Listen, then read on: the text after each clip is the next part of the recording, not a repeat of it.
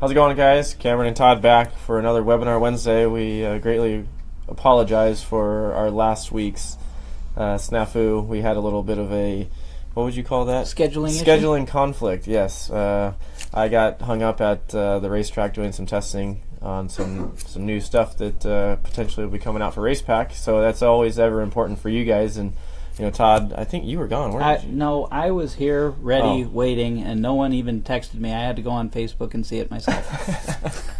It's tragic. I thought we were friends. We are. Mm-hmm. Apparently. Friends, I didn't colleagues. get invited to go testing. Oh, actually, I did. I opted out. Yeah, Anyhow. you didn't go. All right. Somebody's got to hold down the fort. But yes, we run on a little bit of a skeleton crew around here, so sometimes scheduling conflicts gets a little sketchy. But you know, I think you're leaving in a couple hours to go to Bristol. Heading out to Bristol for the NHRA event. Yeah, we'll be back here Monday morning to try and recover from that and get ready for the Norwalk event. That's like your third hometown, isn't it? It is. Yeah, exactly. Still have some family back there, so it'll be good to go home. Nice. All right, so what we're going to talk about today is I know we've discussed the IQ3 display, drag dash, etc., but a lot of guys, when they get it, if they have a V300, V500, or something like that, they want to know how to program their dash. So what we're going to do is we're going to kind of do a little bit of a run-through on the IQ3 itself and kind of show you guys a few little deals to, you know, get you started and whatnot, as far as, you know, putting, say I want oil pressure in the bottom left corner and I want it to say oil pressure, etc. So, or if you want to propose to your wife or girlfriend to become your wife, you can always put "Will you marry me?" like we talked about last time. So, as far as I know, I think that guy's still married. We still need to follow up and find out. I know. So basically, I guess we can just jump right into it here. The first thing we would want to do is, let's get logged in here, and what you'd want to do is you're gonna, on your desktop, obviously this is all done through the Datalink 2 software, and you're gonna select your Datalink program icon on your computer. It's gonna open up the Racepak software itself. And obviously there's nothing in here because we don't have any config open, and everything that we need to do is need to be done through the Sportsman V300, V500, or drag dash config. So you're going to go File, Open Car Configuration, and then you're going to select whatever your config is. In this case, I'm using IQ3, and I'll use the IQ3 drag dash. If you're using the drag dash, this is the one you select. If you use the V300, you're going to use whatever your serial number is. From there, you're going to have, you'll know you're in your config file. It'll have the little blue wrench. It'll say IQ3 config drag or V300, whatever it is that you have, and all of your channels are going to be listed in there. So from there, you're not going to have any sort of, well, let me take this back. Depending on if you have the drag dash, it'll probably say IQ3 drag at the top in a channel. If not, you're going to have just no IQ3 channel. So you're going to need to read in the software or the dash itself into, let's just say a Sportsman or V300.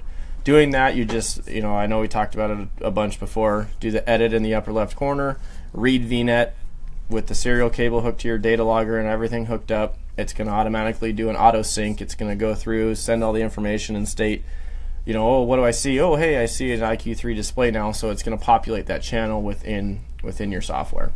Right. Yeah, I'm glad you bring that up because I actually worked with a customer this past weekend at the event in Englishtown, New Jersey, and they were trying to program the dash through the dash itself, even though it was connected to a V300. And we've talked about this in some of the other webinars that in the case of the data logger being present, that's the primary, and so you would read that in. The IQ3 display comes in just as another channel, and you right-click on it and set the parameters within the configuration file of your Sportsman V300, what have you. Correct. So let's get into it here and open it up here. So when you're doing this, you're going to basically, like I said, you're going to be in your config file, and you're going to have, it's going to say IQ3 logger, it's going to say IQ3 drag, or IQ3 display, depending on which model you have. You're going to right click on that channel within your config, and this houses all the information. You have your display page 1, display page 2, 3, 4, etc. There's four panes of the dash that you can program all through here, and as you see, you have little boxes. Then it'll say, like, say for instance, water temp here, and there's a little box, and you have a red arrow that goes up to the portion of the dash that is that's the part that you actually program. So in order to change that, it's just a matter of clicking on that appropriate box that you want to change. You're going to have channel to display. You're going to click the little drop down box, and then from there you're going to say I want to change it to oil pressure. Just click on oil pressure or whatever it is, and then below that you have decimal points to display. All that's asking is how many decimal points after the initial number do you want to display. So if it's 1 or 2, etc.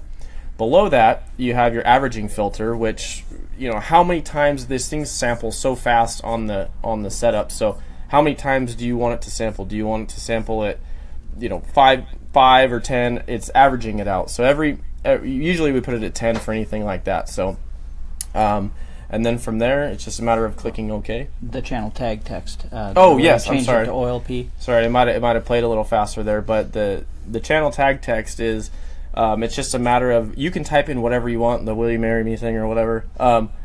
If say we program this to oil pressure, so we want that to say oil P, so you type in OILP, click OK, and then after you do every single thing, you want to make sure you click that send configuration button at the bottom right of the software box, and then that sends the information to the dash, and then you'll actually see it change in the dash itself. Yeah, that channel tag text is very important when people are calling us on the tech lines and they say, well, I sent the config, but the dash didn't seem to change. Well, usually the engine's not running, so it's all reading zeros, but because the spot that they moved water temp to used to be TAC and they never changed that text, right, then they say, well, it still says TAC. And you get in there and you say, okay, well, let's go ahead and do that. And as soon as you change the character there and send it back, they're like, oh yeah, no, everything's updated now. So that's pretty important step. Right, exactly. So as we know, there's a whole bunch of information that these dashes can do: warning lights, shift lights, and a bunch of dash information. So basically, we'll go to our next little video there and kind of show what we got. So after obviously you right click on the channel, you have all this information that you got your display pages for 1, 2, 3, and 4, and you also are going to have indicators. Like you said, we talked about the gear. Something to keep in mind is this gear indicator is only for a single digit. There's one big numerical number in the deal. This dash was kind of done from the road racing stuff, so it's only a gear indicator. It can only be one digit, 0 through 9. Yeah, so it's not really useful in a drag racing application. So yeah. So and then something else to kind of keep in mind is you have this default display. You see I'm kind of messing with there. Anytime you power on the dash, it's normally defaulted to display page 1. But if you wanted to for some reason and you wanted to default it to display page 1, 2, 3, or 4, you just click the little dot there and it'll default that to whatever page that is. So we usually keep it on number 1 because you program number 1 and then you program number 2, 3, and 4, etc. If you leave everything disabled, you're gonna kind of see that that deal that if it's everything's disabled, it's going to basically not show that channel. So you'll have if you're toggling back and forth, you only have display page 1, 2, etc. So now you're playing with the warnings? Yeah, let me see here. Sorry, we're trying to do this a little bit via Camtasia, so I think it jumped a little bit there. But I believe you guys are looking at, Tim, are we looking at warnings? So basically across the top, it kind of advanced a little bit, but real quick, there's little tabs, kind of like manila folders at the top. You have warning lights, shift lights, dash information. Right now we're on the warning lights tab, so there's a whole bunch of information here that a lot of times is already pre-programmed. So like if it's a drag dash or something, you're already going to have your oil pressure and your coolant temp sensor already programmed. But if you want to mess with it, it's just a matter of finding the appropriate channel. You're going to click on it, and then you have your input warnings. So you have warning channel number 1. You have, let's just say, oil pressure, and it's got low warning limit and your high warning limit. Low warning limit is really the important one for oil pressure, obviously. High doesn't really matter. You have your channel tag text again that we talked about. You can type in help or whatever. Usually it's oil pressure. In the right there, you have something that says warning condition is met when channel exceeds value with inside the limit or outside the limit. So that means if you go to 19 psi and you have it set to 20, it's going to arm the light. you want to make sure that it falls outside of the window, whatever you set, so that way the light comes on whenever you have that stuff. Now, the cool thing about this is there's a second input that can control these lights. So that way you have information that says warning input when one condition or two conditions are met. The second condition, a lot of times, like for instance on oil pressure, we like to program that for engine RPM, so that way your warning lights only come on when the engine's running. So that way if you're sitting in the pits or whatever and you got your fan on or whatever, you don't have these warning lights blinking all over for you and all that. So you want to make sure that's always set to engine RPM, and you can play with the ranges as far as RPMs, etc. as well. And then plus you have a couple other warning lights. The pre-programmed ones in the drag dash are just oil and water, but you have two more in there that you can do for trans temp or something like that. Kind of the same thing. You put in your thresholds, set the VNet ID for trans temp or whatever it may be, and then when you're all said and done, you always want to make sure that you do that send configuration button. You can do all this programming and then just click OK and be done, and it's never gonna show up on your dash. So you always got to make sure you do the send configuration when you do that stuff. I know I've forgotten before and had to go back and redo it all. Right. So, but yeah, there's other stuff in there too, as far as the brightness. If you saw on the bottom there, I'm not sure if it's showing on the screen now, but there's external warning light brightness and the dim levels. A lot of that's more so. There's some extra stuff in here that's kind of for like street applications. When I have like headlights on, you don't want your lights going crazy as far as just blinding you while you're driving. So, but in the drag racing world, it's not really as critical. But just remember, always send your configuration when you're done. So let me see here. Make sure let's check a little stuff. See if you guys are even out there watching. Let's see. Are we going to explain how to... Let me see if I can read this here. Are you going to explain how to set up a custom sensor by using the Datalink software, where you specify the linear conversion values? Mark, this webinar is kind of only as far as setting up the dash pages itself, as far as if you want to change and go from water temp or something like that. If you're changing custom linear values, we can cover that I guess really quickly. I don't have anything as far as showing you in the software, but it's a matter of, depending on, I'm assuming you're maybe talking about like a fuel pressure sensor, or you're supplying your own sensor maybe via a USM. There's a lot of other factors that I don't know what you're doing there, but it would be essentially a matter of right-clicking on the channel, and then in the upper right corner you have your specified linear conversions table. You have raw data value A and raw data value B. Our sensors, for instance, let's just say a fuel pressure sensor for 15 psi.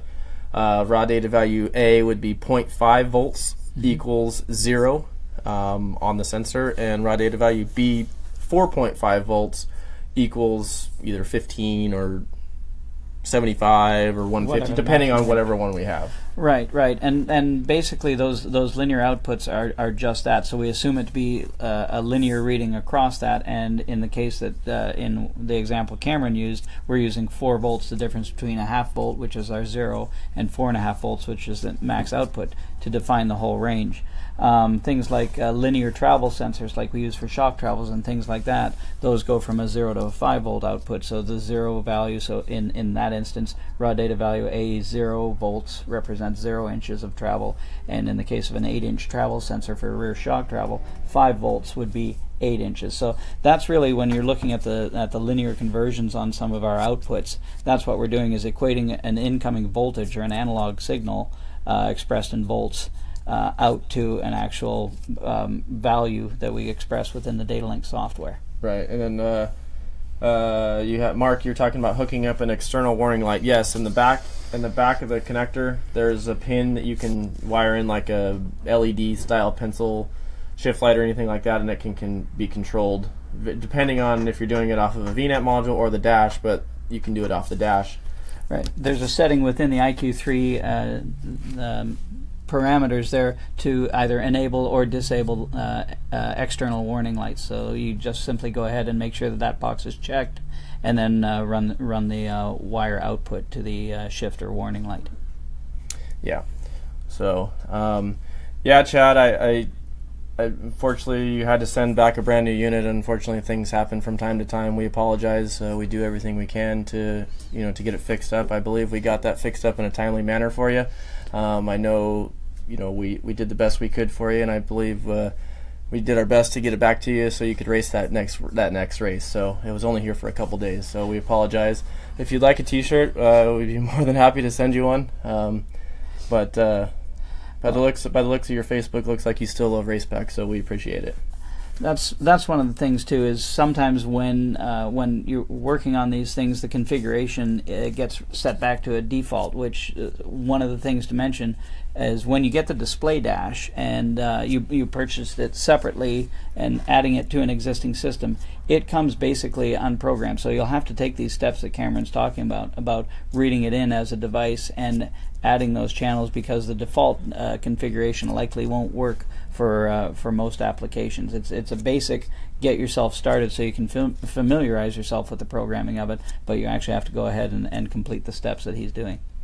Yeah, and then so I'll get to a couple other questions here in a minute, but we'll just kind of continue on to what we were actually doing here. So I know we talked about the warning lights, but there's also built-in shift light inputs on your IQ3 as well that are actually really cool. And so from there, basically, again, you got to right-click on your IQ3 display channel, and then across the top, you're going to click on your shift light tab. And when you click on your shift light tab, you're going to have all kinds of information in here as far as what input that you want to control that input. So obviously it's engine RPM, we leave that in there for you. You have your shift light RPM interval. With our stuff, it's all progressive, so if you want to set that, I think it's factory set up at 500, so if you want to change that to 300 or 800, whatever, it's all user programmable. Yeah, sometimes in drag racing mode people narrow that up to 50 or 100 if they can. Yeah, whatever you guys prefer, it's all up to you. And then as far as the shift light RPM gear sets, if you want to, whatever you want to shift at, it's just a matter of typing in those values. Really want a short shift out of low gear, it looks like. Yeah. I was just coming up with just typing in as I went. But if it's a power glide or something and you're only shifting once or whatever, just keep in mind here, depending on what you did, like say if you only want to shift 1-2, and anything above 1-2, so 3-4, 5-6, etc., just put those at the same value that it was, so that way it's not trying to shift gears for you when you're not shifting. So just whatever you end at, just if there's any extras, like so if, for instance, what you saw there was 7,000. So for the 5, 6, and 6 and 7 gears, I just put it to 7,000. Yeah, I've seen a lot of people when I go in and look at their configurations, and they'll have them set to something arbitrarily high, like 15,000, something that they could never get to. Yeah, They're also that thinking too. that would disable it. So. Yeah, yep. And then again, when you're done, when you change your shift lights, to whatever you guys want them, send the configuration. That's very important, because nothing will take effect until you send the information from the laptop over to the dash or data log or whatever that you're using. Let's see if I can't answer anything else here. What if you have a signature CAN address stream that is not programmed in the IQ3? How can you show the data? That depends. That's kind of hard to answer, because if you have the CAN ID, you still have to have an interface to kind of go from their CAN, whatever EFI system you're trying to use, their CAN to our CAN. So usually we have a CAN module that does that for, like, say, Haltech, Holly, Fast, whatever. Well, we also even have the go ahead. The generic one that advanced users that understand CAN, they can go ahead and set it up. But that's again for advanced users that are very familiar with CAN bus technology. But even as Cam was talking about, our universal CAN module supports well over 20 very common ECUs nowadays, in addition to the custom protocol. So you can go ahead and do that. Once you get that programmed using the universal CAN module, you read it in as a channel. Once those channels are identified on the VNet system, then yes, you can go ahead and program those and view those on the dash, as well as downloading them and displaying them in the Datalink software. Yep. Let's answer another question here. Chad, can I expand the IQ3 logger dash, or does it only have 6 VNets period? It comes factory. I believe you have the IQ3 drag dash, if I remember correctly. Yes, you can expand it. It comes factory set with the IQ3. The drag dash is 6 additional sensors that you can add to it, but you can actually purchase more channels. If you've already maxed out at 6, you can add. I believe we have clumps of 2. You can buy 2 channels, or you can buy 4 channels at a time, and you can max it out at up to 18. I believe, what's the 2-channel ones? They're $159 and $299 for 4 channels. Right. The same type of upgrade package available for the Sportsman unit. The thing with the drag dash, as opposed to the Sportsman unit, is that it already has oil and water temp included in the data stream that doesn't count towards the VNet channel. So you have oil, pressure, and water temp plus the 6 additional VNets. So we don't find that many people have taken advantage of the upgrades, though we have seen a couple people add both 2 and 4 channels. Yeah, correct. And then, what was I going to say about the channel upgrades? It's just, you don't have to send it back or anything. You just can call us, purchase the channel upgrade. We can either do it one of 2 ways. We can put it on an SD card and mail it to you if you'd like, or usually it's just an email thing. We send you an unlock code in a firmware version. You put that on your SD card, stick it in the data logger. After you transfer it from your email to the SD card, stick it in the data logger, turn the power on, it does everything for you, and then whatever it unlocks, it unlocks. We'll do one more question before we go to talking about the dash info tab. Exceeds channel license.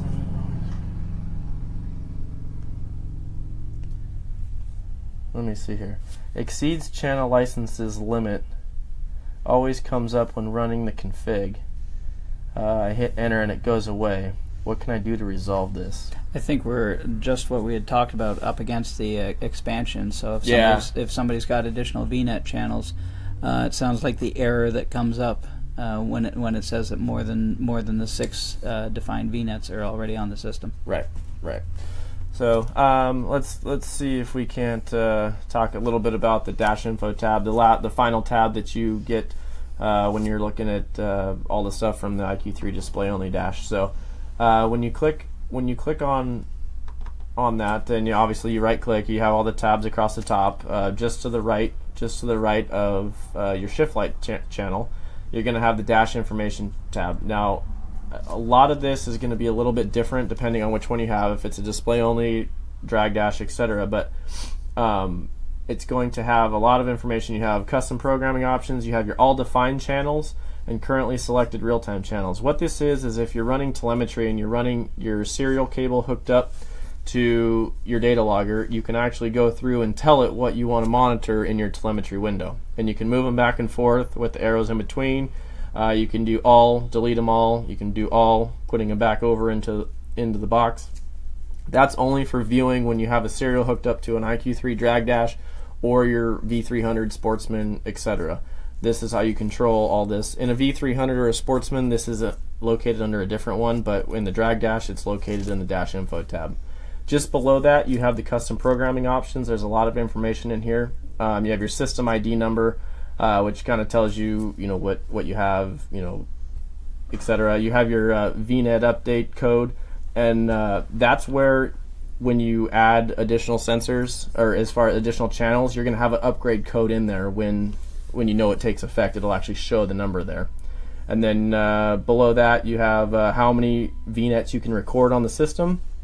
And then just below that, the one that you're really going to probably mess with in here would be your record enabled channel.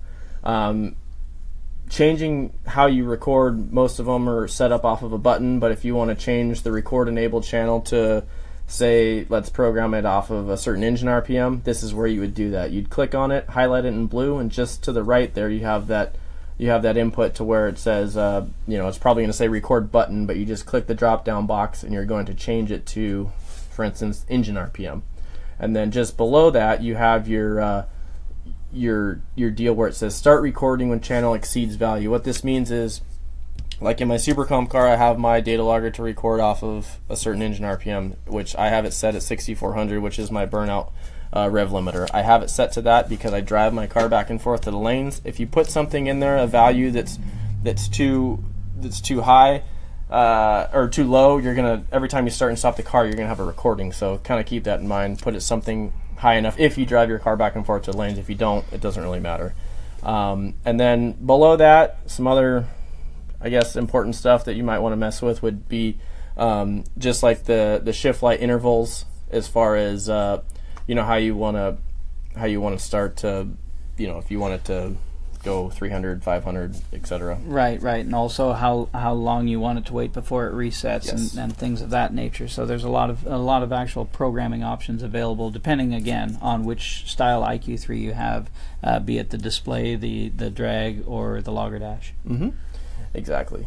And then again, make sure you push send configuration on all that stuff. And after you click send configuration, you're always going to want to make sure you click file in the upper left corner and save. You can click the little disk button in the toolbar there as well and click save, just to make sure that if you shut your computer or whatever and it glitched and you lost your data, at least you have the saved information. So well, let's see if we can't